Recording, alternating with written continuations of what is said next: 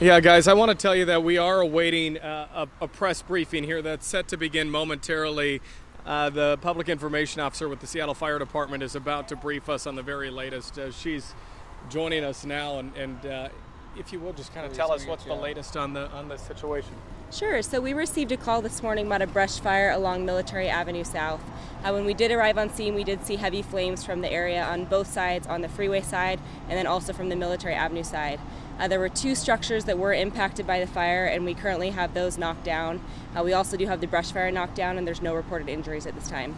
Do we know how this started? May have this been a car that sparks her, or is this something else, a cigarette butt?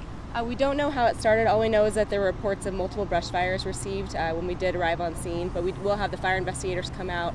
They'll work to do their investigation to determine what started it, if there's any estimated loss, and the origin as well. Talk a little bit about the response. I'm seeing dozens of firefighters from all over the city.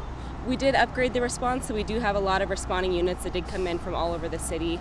We had some units working the house fire up here, we had another unit working the shed fire, and then we also had units that were working on controlling the brush fire as well.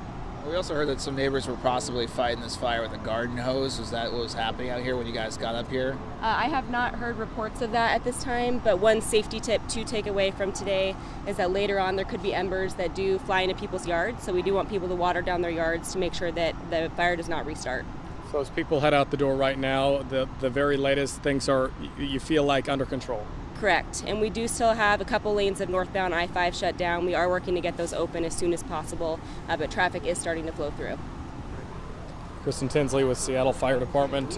Beginning how this happened, so it's on the side of the road here. It started with a car fire, is that correct? Or we're still... We don't know the cause of the fire at this time. Our fire investigators will respond and they'll work to determine what the cause is and then also where it started. But what we do know is from the initial reports that we received was there was a brush fire near Airport Avenue and then also extending down to northbound I-5. And it made its way up into this neighborhood. Correct, yes.